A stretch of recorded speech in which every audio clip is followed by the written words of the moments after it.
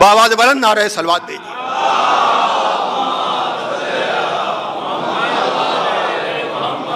تو آپس کا میل ملاپ برسوں کے نماز روزے سے بہتر ہے، اور اس میل ملاپ کے لیے قرآن کی تلاوت، اس لیے کہ بھئی بات سے بات نکلتی چلی جاتی ہے۔ مولا کائنات نے ارشاد فرمایا اِنَّا لِلْوَلَدِ عَلَى الْوَالِدِ حَقًّا وَلِلْوَالِدِ عَلَى الْوَلَدِ حَقًّا، باپ کا حق اولاد پر ہے اور اولاد کا حق باپ پر ہے۔ یہاں یک طرفہ معاملہ نہیں ہے۔ علماء کرام، ذاکرین کرام بیٹھے ہوئے ہیں، ہم لوگوں سے فرمائشیں ہوتی ہیں مولانا حقوق والدین پڑھیے، والدین کے حقوق پر پڑھیے۔ ہم سمجھ جاتے ہیں کہ خیریت نہیں ہے جیسے ہی یہ فرمائش ہوتی ہے، اس لیے کہ خود ڈائریکٹ اب اپنے بچے کو کہہ نہیں پا رہے ہیں، اتنا بڑا ہو گیا ہے کہ ڈائریکٹ وہ سننے کو تیار نہیں ہے، تو مولوی صاحب کو ذریعہ بنایا جاتا ہے۔ حالانکہ کلاس ورک الگ ہوتا ہے، ہوم ورک الگ ہوتا ہے۔ اگر ہوم ورک صحیح نہیں ہے تو کلاس میں پڑھنے کا بھی کوئی فائدہ نہیں ہے۔ صلوات بھیجے محمد والے محمد پر۔ بہرحال میں ہلکی پھلکی باتیں بیان کر کے اپنے بیان کو اختتام کے باب تک لے جاؤں گا، تو یہ ہوتا ہے، لیکن کبھی ہم نے کسی کو فرمائش کرتے ہوئے نہیں سنا کہ مولانا اولادوں کے حقوق پڑھیے۔ والدین کے حقوق تو پڑھوائے جاتے ہیں، والدین کے نہیں، لیکن وہی بات، کلام معصوم میں کوئی تشنگی نہیں ہوتی، کوئی ادھورا پن نہیں ہوتا ہے۔ جیسے وہاں دولت اور فقیری میں نے بیان کی، ویسے یہاں کہا، یہ نہیں کہا کہ صرف والدین کا حق ہے، کہا نہیں، باپ کا حق اولاد پر ہے تو اولاد کا حق باپ پر ہے، اور اولاد کا حق پہلے بنے گا کیونکہ وہ تو ابھی چھوٹا ہے نا، وہ تو جب بالغ ہوگا، ذمہ دار ہوگا، تب اس کو اپنے حق ادا کرنا ہوں گے، لیکن اس کا تو حق اپنے والدین پر، بالخصوص باپ پر پیدا ہوتے ہی بن جائے گا نا۔ کہ باپ کا حق اولاد پر ہے اور اولاد کا حق باپ پر ہے۔ حق الوالد علی الولد ان یطیعہ فی کل شیء الا فی معصیۃ اللہ، اور باپ کا حق اولاد پر یہ ہے کہ اولاد ہر مسئلے میں باپ کی اطاعت کرے سوائے معصیت پروردگار کے۔ دیکھا کلام معصوم میں توحید کی اہمیت کیا ہے، توجہ فرمائیے گا، کہا ہر مسئلے میں اطاعت کرے سوائے معصیت پروردگار کے۔ اور حق الولد علی الوالد، اور اولاد کا حق باپ پر کیا ہے، ان یحسن اسمہ، کہ اچھا نام رکھے، ویحسن ادبہ، اچھا ادب سکھائے، ویعلمہ القرآن، اور اسے تعلیم قرآن دے۔ یاد رکھیے گا، رواں رواں قرآن پڑھنا تلاوت قرآن ہے، تعلیم قرآن نہیں۔ تلاوت کا ثواب ہے، لیکن تعلیم کا مطلب جب تک آپ سمجھیں نہیں، اور کم از کم پوری ایمانداری کے ساتھ تو خیر قرآن کی تلاوت کا کیا، قرآن کی تعلیم کا حق ادا ہی نہیں ہو سکتا ہے، لیکن 3 سورے تو ہم کم سے کم ترجمے کے ساتھ لفظاً لفظاً درسن درسن پڑھیں، جن کا بہت ضروری ہماری زندگی میں۔ ایک ہے سورہ ہم، جس کے بغیر نماز نہیں، دوسرے سورہ انا انزلنا، جسے سورہ ولایت بھی کہا جاتا ہے، سورہ امامت بھی کہا جاتا ہے، جہاں 5ویں امام نے کہا ہے کہ اگر ہمارے دشمن سے تمہیں حجت تمام کرنا ہے تو سورہ انا انزلنا پیش کرو۔ کہ ہر سال ملائکہ نازل ہوتے ہیں، کس پر نازل ہوتے ہیں یہ بھی تو بتا دو۔ صلوات بھیجیے محمد والے محمد پر۔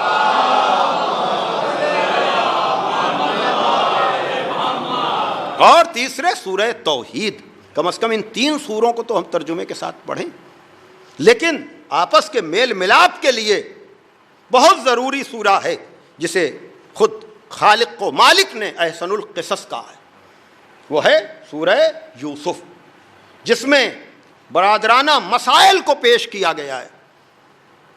حسد سے بچنے کی طرف اس میں آپ کو اشارے ملیں گے، جہاں باپ اپنے بیٹے یوسف سے کہتے ہیں کہ تم اپنا یہ خواب اپنے بھائیوں سے بیان نہ کرنا، لیکن بہرحال بہت لمبا وقت چاہیے اس کے لیے، لیکن میں تو صرف آپس کے میل ملاپ کے لیے میں شاہد مثال میں اس بات کو پیش کر رہا ہوں کہ آپس کا میل ملاپ برسوں کے نماز روزے سے بہتر ہے۔ اور اگر آپس کا میل ملاپ آپ کو دیکھنا ہے اور اس پر واقعاً محنت کرنی ہے تو سورہ یوسف کو گہرائی کے ساتھ پڑھیے، اور پھر اسے پڑھ کر غلط نتیجہ نہ نکالیے کہ اگر کسی کے ساتھ آپ نے حسن سلوک کیا ہے اور وہ آپ کی ہاں میں ہاں نہ ملائے، یہاں یا باہر، تو یہ نہ کہیے عذاب احسان فراموش ہیں، یہ بلایا ہم نے لکھنؤ، بلایا ہم نے سعودی عرب، اور مخالف گروپ میں چلے گئے۔ یہ گروپ بندیاں ہوتی ہیں کہ نہیں؟ اپنے احسان کو یاد دلاتا ہے آدمی اور پھر احسان فراموشی کا الزام لگاتا ہے کہ ہماری وجہ سے مدرسے پہنچ گئے، ہماری وجہ سے کالج پہنچ گئے، ہماری وجہ سے یونیورسٹی پہنچ گئے، ہمارا لڑکا نہ ہوتا تو انہیں وہاں پیر رکھنے کی جگہ نہ ملتی، اور پھر اب یہ باتیں کہی جاتی ہیں، اور پھر سورہ یوسف بھی کھنچ کر آتا ہے کہ ارے صاحب برادران یوسف کی تاریخ تو دہرائی جاتی رہے گی۔ یعنی سورہ یوسف سے یہ پیغام لیا کہ جیسے برادران یوسف نے یوسف کے ساتھ غداری کی، ویسے ہمارے اس برادر مومن نے ہمارے ساتھ غداری کی۔ لیکن یاد رکھیے گا، آپس کا میل ملاپ برسوں کے نماز روزے سے بہتر ہے، لیکن یہ بہتر اس وقت سمجھ میں نہ آئے گا جب آپ یہ کہیں گے برادران یوسف کی تاریخ دہرائی جاتی رہے گی۔ نہیں، سورہ یوسف کا پیغام یہ نہیں ہے کہ آپ یہ دیکھیے کہ یوسف کے بھائیوں نے یوسف کے ساتھ کیا کیا، بلکہ اصل پیغام یہ ہے کہ دیکھنا ہے تو یہ دیکھیے کہ تمام برائیوں کے بعد جناب یوسف نے اپنے بھائیوں کے ساتھ کیا کیا۔ صلوات دیجئے محمد والے محمد۔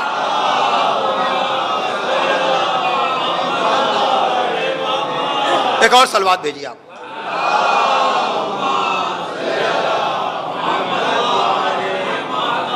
تو آپس بہت لمبا وقت ہو جائے گا، تو آپس کا میل ملاپ برسوں کے نماز روزے سے بہتر ہے۔ لیکن ان ساری باتوں کے بعد چونکہ مسجد اور امام باڑے میں یہ چیزیں اچھی لگتی ہیں، واہ واہ بھی ہوتی ہے، سبحان اللہ بھی ہوتی ہے، لیکن ادھر حدود سے نکلے، ادھر وہی نالیوں کے جھگڑے، وہی دروازوں کے جھگڑے، وہی پراپرٹی کے مسائل۔ کون گھر ایسا ہے جس میں اختلاف نہیں؟ کون بستی ایسی ہے جہاں اختلاف نہیں؟ تو میں نے کیا کہا، مریض ہوتا ہے تو آپ اچھا ڈاکٹر ڈھونڈتے ہیں، ڈاکٹر کا مذہب نہیں پوچھتے، اور اگر چاہنے کے باوجود اختلاف سے بچ نہیں پاتے ہیں، کوئی نہیں بچ پاتا ہے، اب اگر مقدمہ پہنچتا ہے تو ہم کچہری میں اچھا وکیل ڈھونڈتے ہیں، وکیل کا مذہب نہیں پوچھتے۔ بھائی توجہ توجہ اعلان محترم، بھائی تعصب کی دیواریں علم و فن کا کمال، خطیب الایمان مطہر ولی مرحوم کا جملہ کہ علم و فن کا کمال تعصب کی دیواروں کو گرا دیتا ہے کہ مریض اچھا ڈاکٹر ڈھونڈتا ہے، ڈاکٹر کا مذہب نہیں پوچھتا، مقدمے میں اچھا وکیل ڈھونڈا جاتا ہے، وکیل کا مذہب نہیں پوچھا جاتا، اور علی والوں سے زیادہ اسے کون سمجھے گا؟ وہاں فن کا تو کوئی تصور نہیں عصمت کے یہاں، لیکن علم کی بات سے تو ہم سمجھ سکتے ہیں کہ یقیناً تعصب کی وجہ سے عہدے نہیں ملتے ہیں، تعصب کی وجہ سے سرکاری نوکریاں ہو سکتا ہے نہ ملیں، لیکن علم و فن کا کمال تو اپنے کو منوا لیتا ہے نا۔ یہی وجہ ہے کہ ٹھیک ہے تعصب نے علی کو عہدہ نہیں دیا، لیکن یہ میرے مولا کے علم کا کمال تھا کہ اپنے بھی در علی پر آتے تھے، غیر بھی در علی پر آتے تھے۔ صلوات دیجئے محمد والے محمد۔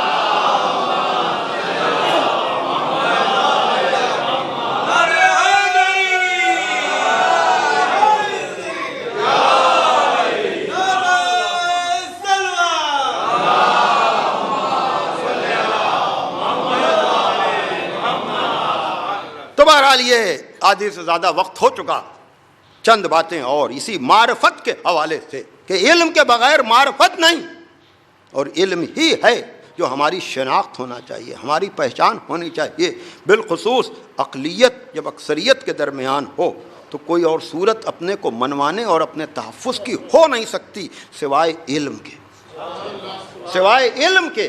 اور یہی علم جو ہے آپ کو اپنے عقیدے کے لیے بھی کام آئے گا، اس لیے کہ جائیے اپنے بچوں کو کانوینٹ میں بھیجیے۔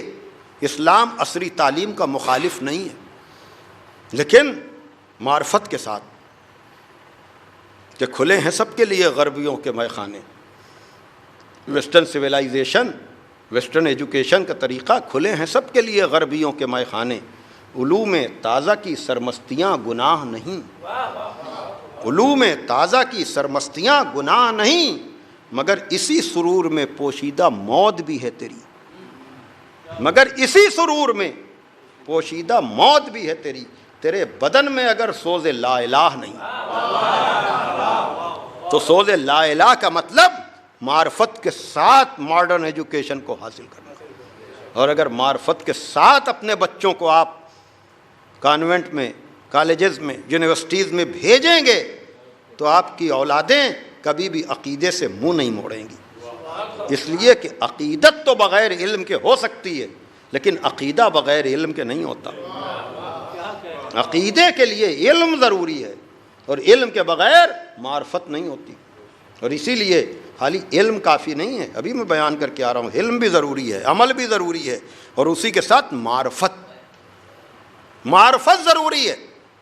اس لیے کہ ہیں لوگ جہاں علم کے حوالے سے بڑا نام ہے ان کا، لیکن جب اس در کی معرفت نہیں ہے. ابھی دونوں تاریخیں گزر چکی، چاہے 15ویں شوال ہو چاہے 25ویں شوال ہو. امام جعفر صادق علیہ الصلوۃ والسلام کی شہادت کی تاریخ، جہاں چاروں ائمہ ڈائریکٹ یا انڈائریکٹ اس در سے کسب فیض کرنے والے، انہی میں سے سب سے بڑا نام، پہلا نام پیش کیا جاتا ہے وہ امام ابو حنیفہ کا. اور ہندوستان میں حنفی فقہ کی اکثریت، کوئی بریلوی ہو دیوبندی ہو، لیکن اصل میں یہ سب جا کر کے اپنے کو امام ابو حنیفہ کی فقہ سے وابستہ کرتے ہیں زیادہ تر یہاں. تو یہ وہ ہیں جنہوں نے خود کہا کہ لولا السنتان لہلک النعمان، اگر 2 سال نہ ہوتے تو نعمان بن ثابت زوتی ہلاک ہو جاتا. ابو حنیفہ تو کنیت ہے، ان کا نام نعمان ہے. لولا السنتان لہلک النعمان، اگر 2 سال نہ ہوتے تو نعمان بن ثابت زوتی ہلاک ہو جاتا. ظاہر سی بات ہے کہ شب و روز ان کے 2 سال گزرے ہیں چھٹے امام کی خدمت میں. ایک دن دسترخوان چنا گیا، کھانا لگایا گیا، آداب ہیں کھانے کے، بسم اللہ سے شروع کرنا چاہیے، الحمدللہ پر اختتام کرنا چاہیے. وہاں بھی دسترخوان چنا گیا، کھانا لگایا گیا، اختتام پر ہمارے اور آپ کے امام جعفر صادق علیہ الصلوۃ والسلام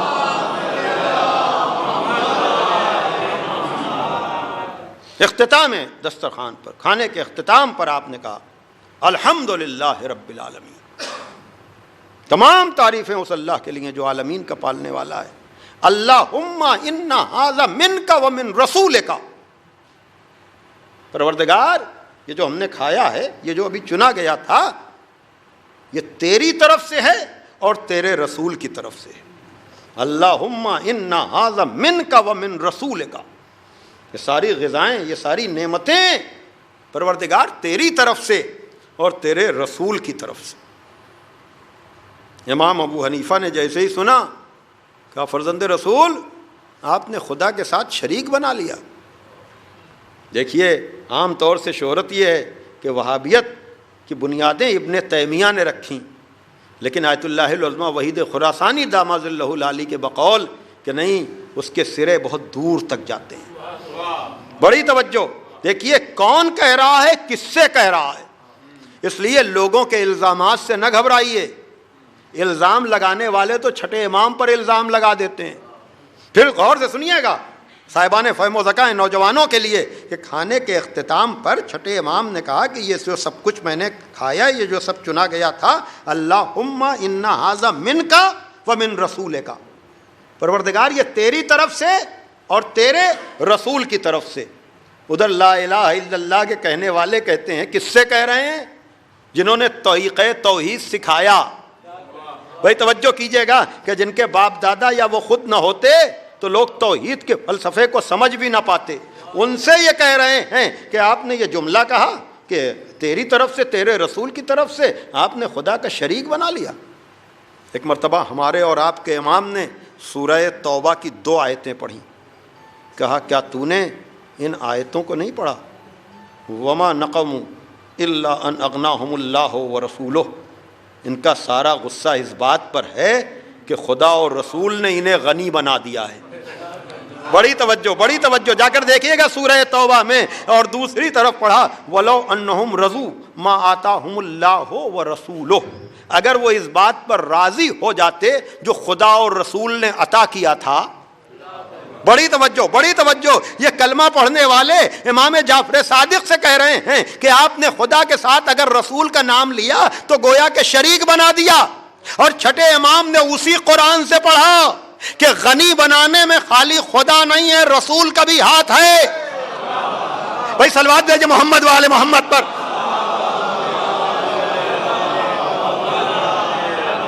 اور یہ ہوائیں ہماری طرف بھی آ جاتی ہیں کبھی کبھی، اس لیے کہ اللہ کا نام اتنا بڑا ہے نا کہ بہت سے لوگ گھبرا کر کہتے ہیں ارے اللہ کے علاوہ کسی سے مانگنے کی ضرورت نہیں، اللہ کے علاوہ کسی کو پکارنے کی ضرورت نہیں. ارے تو اپنا عقیدہ اپنے پاس رکھیے، یہاں عقیدہ مطابق قرآن ہے. بھائی توجہ کیجئے گا، اس لیے کہ غنی بنانے میں خالی اللہ نے اپنا نام نہیں لیا بلکہ ساتھ میں رسول کا بھی نام نہیں لیا، اور عطا کرنے میں قرآن میں خالی اللہ نے اپنا نام نہیں لیا، رسول کا بھی نام لیا. تو جب خود خالق و مالک اپنے ساتھ رسول کا نام لے رہا ہے تو آپ کتنے بڑے اللہ کے سگے ہو گئے. صلوات دیجئے محمد والے محمد پر.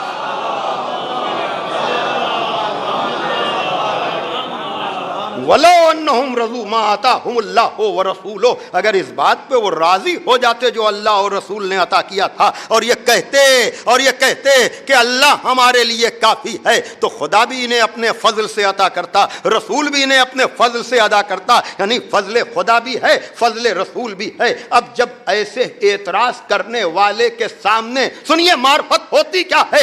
قرآن کی آیتیں تو سب پڑھتے ہیں، لیکن بے معرفت جو پڑھتے ہیں انہیں ہر جگہ شرک نظر آتا ہے، اور جو معرفت کے ساتھ پڑھتے ہیں وہ جانتے ہیں کہ رسول اور آل رسول کی عظمت کیا ہے، ان کا مرتبہ کیا ہے، ان کا مقام کیا ہے. جیسے ہی سورہ توبہ سے یہ دونوں آیتیں چھٹے امام نے ان کے سامنے پڑھی، ایک مرتبہ وہ گھبرا کر کہنے لگا کہ لگتا یہ ہے کہ اب تک ہم نے ان آیتوں کو نہ پڑھا نہ سنا. سبحان اللہ سبحان اللہ. جب امام کا یہ عالم ہے تو امت کے لیے آپ خود نتیجہ نکال سکتے ہیں. خود کہہ رہے ہیں عزیزان محترم، جب یہ دو آیتیں چھٹے امام نے پڑھی نا جس میں خدا کے ساتھ رسول کا ذکر ہے، عطا کا بھی فضل کا بھی، کا لگتا یہ ہے کہ اب تک ان دونوں آیتوں کو نہ ہم نے پڑھا نہ ہم نے سنا. چھٹے امام کہتے ہیں، اور شاید ہم لوگوں کے ہاں جو انداز خطابت آیا ہے وہ وہیں سے آیا ہے کہ ہم کسی کو چھیڑتے تو نہیں ہیں، لیکن اگر کوئی چھیڑے تو پھر چھوڑتے بھی نہیں ہیں. صلوات بھیجے محمد والے محمد پر.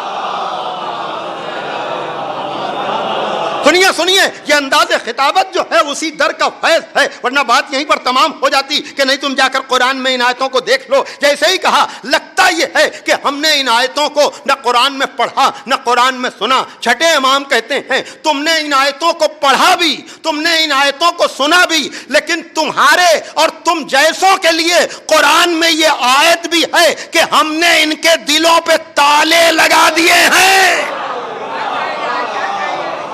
بل علی قلوب اقفالها. صلوات دیجئے محمد والے محمد. ایک اور صلوات بھیج دیجئے.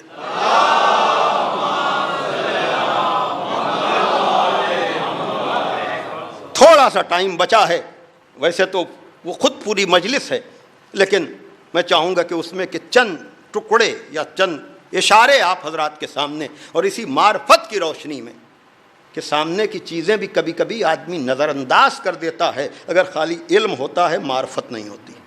اور ایسے لوگ وہ ہیں، دو آیتیں پڑھی وہاں بھی کہ بلکہ تم لوگوں کے لیے یہ آیتیں بھی ہیں کہ ہم نے ان کے دلوں پر تالے لگا دیے ہیں اور ان کے دل زنگ آلود ہو گئے ہیں، زنگ لگ گئے ہیں. محبت کے بغیر ایمان کو جلا نہیں ملتی، ایمان بھی زنگ آلود ہو جاتا ہے. محبت اہل بیت بہت ضروری ہے. ایک صلوات بھیج دیجیے آپ ذرا محمد والے. تو بہرحال انہی مقامات میں سے نہج البلاغہ میں عجب قول ہے کہ تم میں سے لا یقولن احدکم، کوئی بھی تم میں سے یہ نہ کہے اللہم انی اعوذ بک من الفتنہ، کہ پروردگار میں فتنے سے پناہ چاہتا ہوں. وہی والی بات کہ اگر نظر نہیں ہے تو آدمی گھبرا کر کہے گا فتنے سے تو بچنا ہی چاہیے، لیکن اگر مولائے کائنات کہیں کہ تم فتنوں سے پناہ نہ مانگا کرو تو غور کرنے والی بات ہے کہ نہیں، سمجھنا چاہیے کہ نہیں کہ یہ خطیب منبر سلونی جس نے نہج البلاغہ کا 5واں خطبہ، وقت نہیں ہے لیکن میں بہت پڑھتا ہوں اسے، جہاں آغاز ہی 5ویں خطبے کا اس طرح سے ہو رہا ہے کہ ایھا الناس شقوا امواج الفتن بسفن النجات، اے لوگوں فتنوں کی موجوں کو نجات کے سفینوں سے شق کر دو. وہی کہہ رہا ہے کہ تم میں سے کوئی مطلق طور پر فتنوں سے پناہ نہ مانگا کرے۔ اگر پناہ مانگنا ہی ہے تمہیں تو تم کہا کرو پروردگار ہمیں گمراہ کرنے والے فتنوں سے پناہ دے دے۔ کیوں؟ کہا اس لیے کہ قرآن میں آیت ہے وَاعْلَمُوا أَنَّمَا أَمْوَالُكُمْ وَأَوْلَادُكُمْ فِتْنَةٌ، کہ جان لو کہ مال بھی فتنہ ہے، اولاد بھی فتنہ ہے۔ کہیں تم پناہ مانگ کے غیر ارادی طور پر یہ تو نہیں کہہ رہے ہو کہ ہمیں مال بھی نہیں چاہیے، ہمیں اولاد بھی نہیں چاہیے؟ صلوات بھیجے محمد وآل محمد پر۔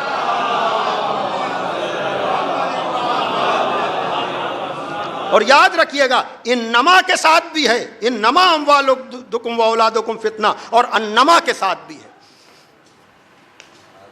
وَاعْلَمُوا انما بھی ہے اور انما بھی ہے۔ یہ جو نہج البلاغہ کے میرے خیال سے 90 نمبر کا کلمہ حکمت ہے وہاں وَاعْلَمُوا کے ساتھ ہے، سورہ انفال کا حوالہ ہے وہاں۔ لیکن میں جو آپ حضرات کے سامنے 2 حوالے دے کر کے مجلس کو تمام کرنا چاہ رہا ہوں، دیکھیے 3 سورے مسلسل ہیں قرآن مجید میں، ترتیب نزولی نہیں، ترتیب حاضر کی بات کر رہا ہوں۔ سورہ جمعہ، سورہ منافقون اور سورہ تغابن، یہ 3 آیتیں، یہ 3 سورے مسلسل ہیں، جمعہ، منافقون اور تغابن۔ سورہ جمعہ اور سورہ منافقون اگر وقت ہو تو جمعے کے دن نماز جمعہ میں سورہ حمد کے بعد سورہ جمعہ اور سورہ منافقین کو پڑھنے کو ریکمینڈ کیا گیا۔ ضروری نہیں ہے، وقت کی کمی ہے یا کچھ وجہ ہے تو دونوں سورے بھی نہ پڑھے جائیں تب بھی نماز جمعہ ہو جائے گی۔ مثلا سورہ حمد کے بعد کوئی بھی سورہ آپ پڑھ سکتے ہیں، لیکن سفارش جو کی گئی ہے وہ سورہ جمعہ اور سورہ منافقون، سورہ منافقون کے فوراً بعد ہے سورہ تغابن۔ اور اگر جمعہ نہ بھی پڑھے واجب تخیری ہے، تقریباً سارے مراجع کا یہ فتویٰ ہے کہ آپ کو اختیار ہے، سارے شرطوں کے ساتھ بھی اگر ہو رہا ہے تو چاہے جمعہ پڑھیں چاہے نماز ظہر پڑھیں، وہ فقہی مسائل ہیں، اس پر مجھے بات نہیں کرنی ہے چونکہ فقہ اور ہے، کلام اور ہے۔ میں عقیدے والے رخ سے آپ حضرات کو گفتگو کرنا چاہ رہا ہوں آپ حضرات کے سامنے کہ بہرحال اگر نہیں بھی آدمی جمعہ پڑھے، یا میں گزارش بھی کر سکتا ہوں کہ ٹھیک ہے آپ مولوی صاحب سے تو سورہ جمعہ سن لیتے ہیں، لیکن کبھی خود بھی ترجمے کے ساتھ سورہ جمعہ اور سورہ منافقون پڑھیں تو، کہ اگر ہر ہفتے پڑھوایا جا رہا ہے تو اس میں ہے کیا، اس کا مطلب بھی تو سمجھ لیں ہم۔ توجہ فرمائیے گا، اور بھی آداب ہیں، مثلا جمعے کے دن نماز کے ساتھ ساتھ غسل کرنا بھی ہے اور اپنی نظافت کرنا بھی ہے، یا قبل زوال سفر کا نہ کرنا ہے، یہ سب چیزیں استحباب میں آتی ہیں، ریکمینڈ کیا گیا ہے۔ تو اسی میں سے ہے کہ اگر سورہ نماز جمعہ نہ بھی پڑھو تب بھی پر نماز ظہر میں اگر ہو سکے تو سورہ جمعہ اور سورہ منافقون۔ بہرحال میں نے بڑا وقت آپ کا لے لیا، علامہ عبداللہ شوستری ہیں، اور یہ دونوں چیزیں تفسیر نمونہ جس کا اردو ایپ بھی موجود ہے، یہ ساری چیزیں آپ کو مل جائیں گی۔ اور وہ یہ کہ علامہ عبداللہ شوستری علامہ مجلسی کے ہم عصر ہیں، بڑے عالم ہیں، وہ نماز پڑھ رہے ہیں، اب جمعے کی ہے یا ظہر کی ہے یہ تو اس میں وضاحت نہیں ہے، لیکن جب سورہ منافقون کی اس آیت پر پہنچے کہ لا تلہککم اموالکم و اولادکم عن ذکر اللہ، تمہیں مال اور اولاد یاد خدا سے غافل نہ کر دے۔ جماعت کی نماز ہے، اس آیت پر پہنچے ہیں اور ایک دم سے اس آیت کی تکرار کرنے لگے، کئی دفعہ اس آیت کو پڑھا۔ نماز میں آیات کی تکرار کی اجازت ہے، لیکن ہم جیسے لوگ اگر نماز میں تکرار کرنے لگیں تو ممکن ہے پیچھے نماز پڑھنے والے سوچیں کہ شاید مولوی صاحب بھول گئے، لیکن اگر علامہ مجلسی کے ہم رتبہ کوئی ہے، علامہ مجلسی کے ہم مرتبہ کوئی ہے تو وہ قیاس تو نہیں، لیکن آدمی پوچھتا تو ضرور ہے کہ قبلہ و کعبہ کیا وجہ ہے کہ آج آپ نے اس آیت کو کئی مرتبہ پڑھا، کیا کہ مال اور اولاد تمہیں یاد خدا سے غافل نہ کر دیں۔ سنیے، نماز تو ہم سب پڑھتے ہیں، کاش معرفت پیدا ہو تو نماز میں کیفیت پیدا ہو۔ توجہ کیجئے گا، اور یہ خالی یہ آیت اس لیے نہیں ہے کہ ہم مصلی پر جا کر خدا کی یاد سے غافل نہ ہوں، اصل میں آیت کا مفہوم یہ ہے کہ اپنی زندگی میں تم یاد خدا سے غافل نہ ہو۔ بھائی توجہ کیجئے گا، یعنی ہر حلال و حرام کا تصور تمہیں زندگی کے ہر حصے میں رہنا چاہیے، اور جہاں تصور خدا سے ہٹے وہاں اس کی یاد سے غافل ہوئے۔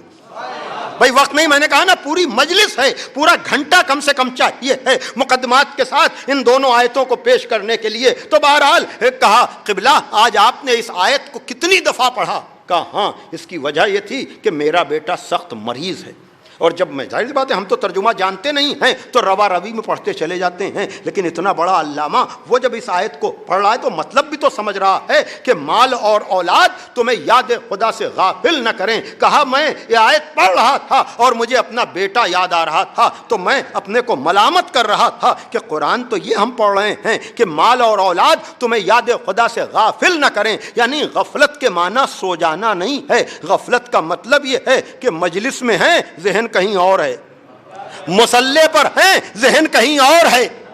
اب ذہن کہاں کہاں جاتا ہے تو اس سے پناہ مانگنا چاہیے عزیزان محترم، اور مصلی پر ہمیں تو ساری بھولی ہوئی باتیں یاد آتی ہیں اور ہم اپنے نفس کو ملامت بھی نہیں کرتے ہیں کہ بدبخت مصلی پر آ کر کے بھی خدا کو یاد نہیں کر پا رہا ہے۔ یہ ہے نا مقام، میں کیا کر رہا ہوں توجہ فرمائیے گا کہ یعنی یہ ملامت کا مقام ہے کہ اگر مصلی پر بھی ہم جیسے لوگ خدا کی یاد میں محو نہ ہو سکیں اور اس کی یاد سے غافل ہو جائیں۔ کہا چونکہ میرا بیٹا سخت مریض تھا اور میں یہ آیت پڑھ رہا تھا تو بیٹا یاد آ رہا تھا، جب میں نے بیٹے کو مردہ تصور کر لیا اور میں یاد خدا میں محو ہو گیا تب میں نے سورے کو مکمل کیا۔ توجہ کیجئے گا، مال اور اولاد تمہیں یاد خدا سے غافل نہ کر دیں۔ میں نے کیا کہا؟ سورہ منافقون کے فوراً بعد سورہ تغابن ہے، جہاں تفسیر نمونہ میں یہ بھی واقعہ موجود ہے۔ اب جو پڑھنے جا رہا ہوں وہیں سے ربط مصائب بھی دے دوں گا، وقت نہیں بچا ہے، اور وہ یہ کہ پیغمبر خطبہ دے رہے ہیں۔ یہ عالم کی نماز تھی، اب یہ پیغمبر کا خطبہ ہے۔ توجہ فرمائیے گا، پیغمبر خطبہ دے رہے ہیں۔ کون پیغمبر؟ جو یہ کہتا ہے ان صلاتی و نسکی و محیای و مماتی للہ رب العالمین، ہماری ساری زندگی، ہماری نماز، ہمارا روزہ، ہماری موت، ہماری حیات سب اللہ کے لیے۔ یہاں تو نماز بھی اللہ کے لیے نہیں ہو پاتی۔ بڑی توجہ، بڑی توجہ۔ اور وہاں پیغمبر کہہ رہے ہیں اور خطبہ دے رہے ہیں، اور خطبہ دیتے ہوئے ایک دم سے امام حسین آتے ہوئے نظر آئے، ابا سے پیر الجھا، امام حسین گرنے لگے۔ پیغمبر نے اپنے خطبے کو منقطع کیا، امام حسین کو جا کر اٹھایا اور گود میں لے کر منبر پر آئے اور سورہ تغابن کی یہ آیت پڑھی، انما اموالکم و اولادکم فتنہ۔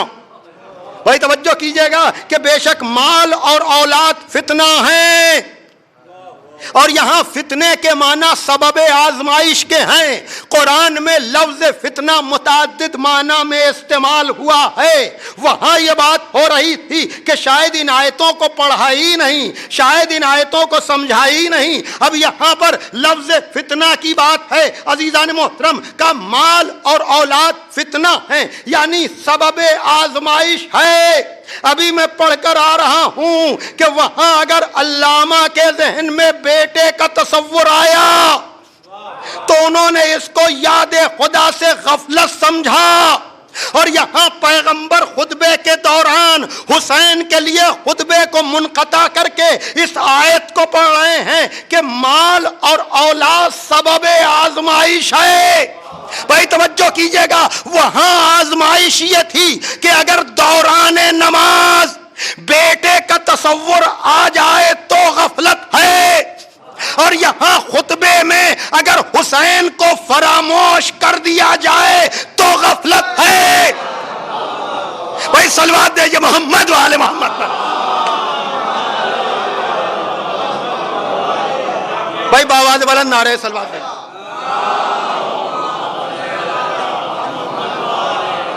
بھئی میں نے کہا نا وقت نہیں ہے۔ اب دیکھیے واقعہ سنی شیعہ سب نے لکھا کہ امام حسین آئے اور پیغمبر نے خطبہ منقطع کیا، لیکن وہی جیسی معرفت ویسا عقیدہ۔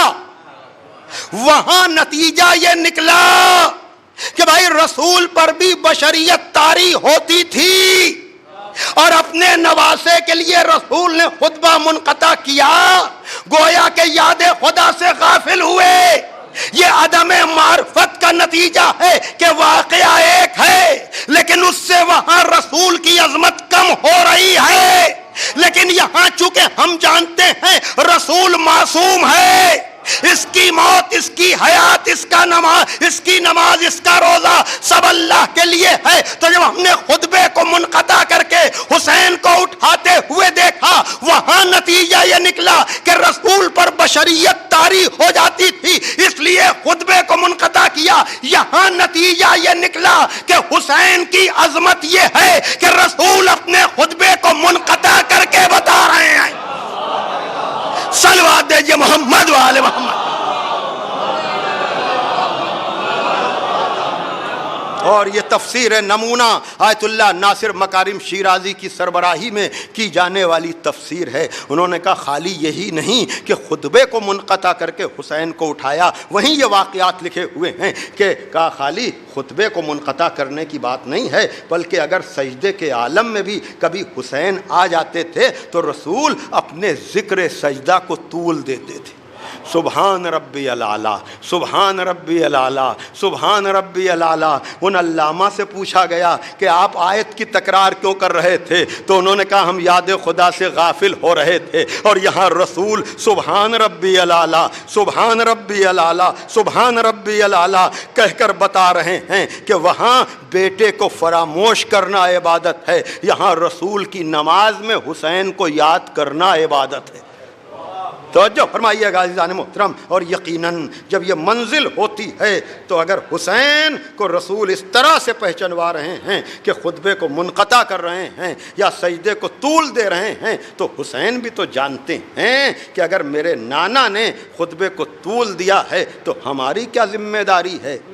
کہ یہاں تو بہرحال 70 دفعہ کے بعد سجدے سے سر اٹھ تو گیا، اللہ اکبر، لیکن نانا میں کربلا میں ایسا سجدہ کروں گا۔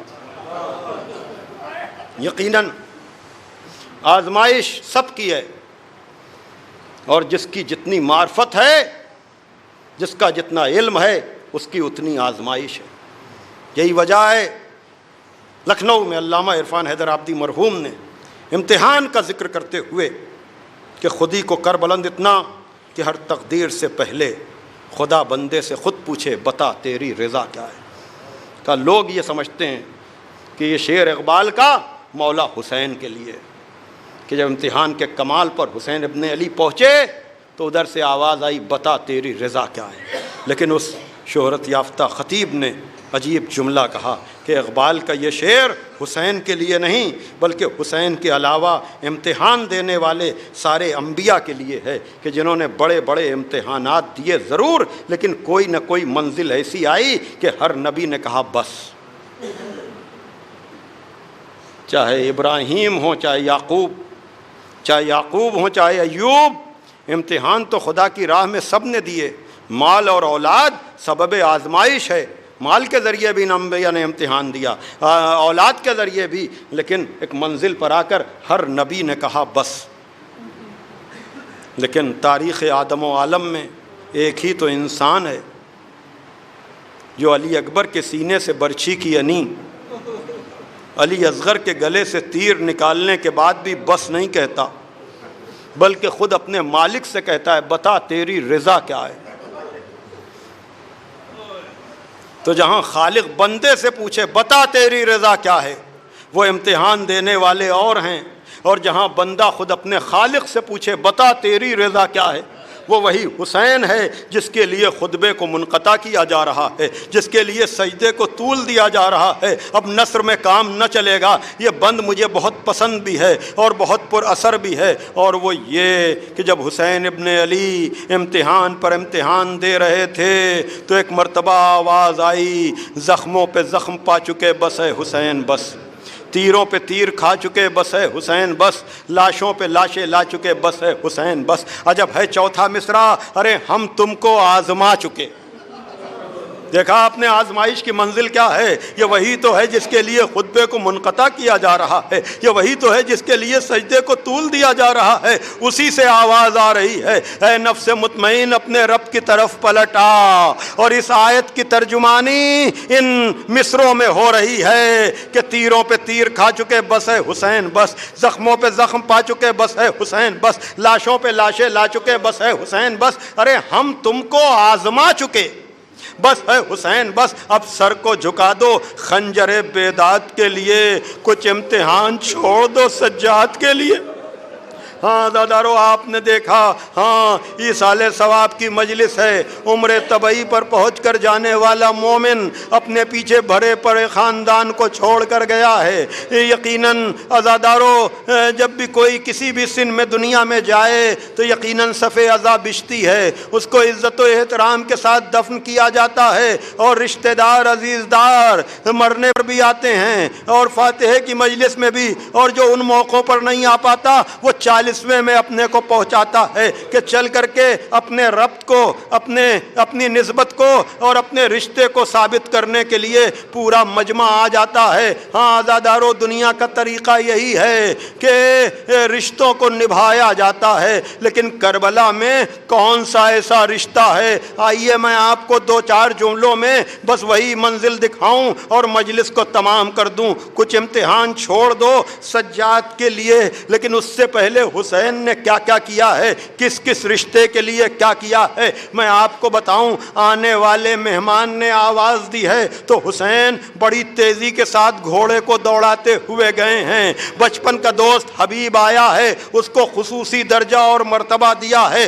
گود کے پالوں نے اجازت مانگی ہے تو حسین نے روک کر رکھا ہے، لیکن جب اصرار ہوا ہے تو بھانجے بھی گئے ہیں، بھتیجے بھی گئے ہیں، لیکن اب جب بھائی کی منزل آئی ہے تو آپ کو پتا ہے دنیا میں کس کا بھائی نہیں جاتا، لیکن جب حسین کا بھائی گیا تو حسین نے عجب مرثیہ پڑھا، الان انکسر ظہری، ارے میری کمر ٹوٹ گئی، جزاکم ربکم۔ ہاں عزادارو لیکن جب بیٹا گیا ہے تو باپ تو تڑپ گیا ہے نا۔ باپ کیسے تڑپا ہے آپ کو پتا ہے، میں نے پڑھا تو نہیں لیکن عقل سے قریب ہے اس لیے پڑھ رہا ہوں۔ سنی ہوئی بات ہے کہ حسین نے آیہ استفا پڑھ کر جناب علی اکبر کو سوار تو کر دیا، لیکن باپ کا دل ہے جو مانتا نہیں ہے۔ علی اکبر کے پیچھے کمر کو پکڑے ہوئے یہ کہتے ہوئے چلے، یا بنیا مہلن مہلا، میرے بچے آہستہ، میرے بچے آہستہ۔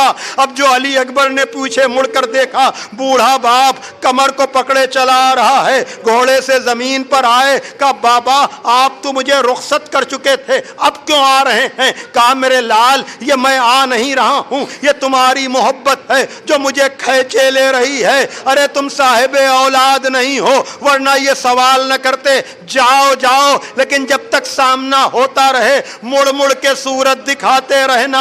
ہاں عزادارو لیکن اس نے آپ کو بھی یاد رکھا ہے، جب چوتھے امام سے ملنے کے لیے آئے ہیں نا تو اس آقا نے آپ کو بھی تو یاد رکھا، شاید اسی لیے چاہے تیجا ہو چاہے 10واں، چاہے 10واں ہو یا 20واں یا 40واں، آپ مولا حسین کے نام پر جمع ہوتے ہیں نا۔ ارے یہ جمع نہیں ہوتے ہیں، یہ اس سلام کا جواب ہے جو آپ کے مظلوم آقا نے عالم غربت میں، آپ کو پتا ہے نا جب سید سجاد کے پاس گئے ہیں اور بیمار بیٹے نے میدان میں جانے کی تمنا کی ہے تو حسین نے کہا سید سجاد تمہارا امتحان کربلا میں نہیں کوفہ و شام میں ہے، میری وصیتیں سنو اور مجھے میدان میں جانے دو۔ کا بیان کیجئے، کہا جب قید سے چھٹ کر وطن جانا تو چاہنے والوں سے کہنا کہ شرط وفا یہ ہے کہ جب ٹھنڈا پانی پینا،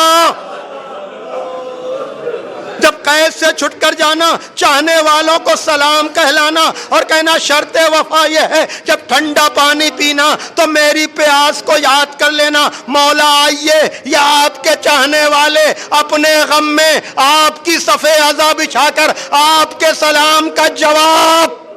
بس تمام ہو گئی مجلس، سارے رشتے بیان کیے، لیکن عزادارو میں نے کہا نا کہ کوئی کسی عالم میں بھی ہو دفن بھی کیا جاتا ہے اور تعزیت کا بھی انتظام ہوتا ہے، لیکن ہائے کربلا میں سب کے لاشیں اٹھانے والا جب 11ویں محرم کو سید سجاد مقتل سے گزرے ہیں تو بیٹے نے عجب منظر دیکھا، بکھری ہوئی لاشیں۔ جناب زینب نے تڑپ کر کہا ارے میرے لال اپنے کو سنبھالو، یہ تمہارا کیا عالم ہے؟ کہا پھوپھی اماں آپ دیکھ رہی ہیں انہوں نے اپنے لاشوں کو تو دفن کر دیا، لیکن میرا بابا، میرا چچا، میرے بھائی کا لاشا۔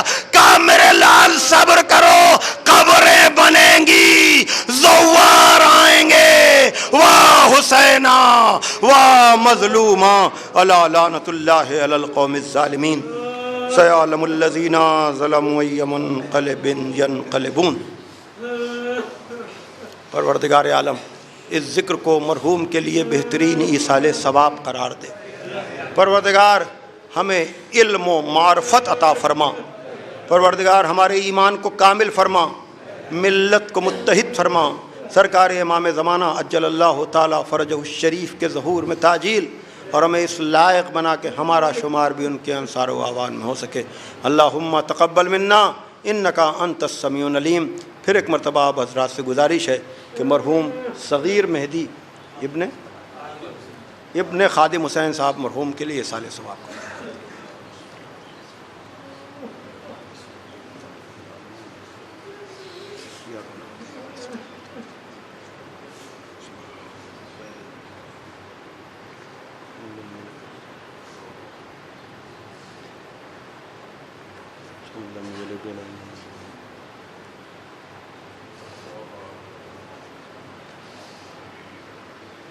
Mm-hmm.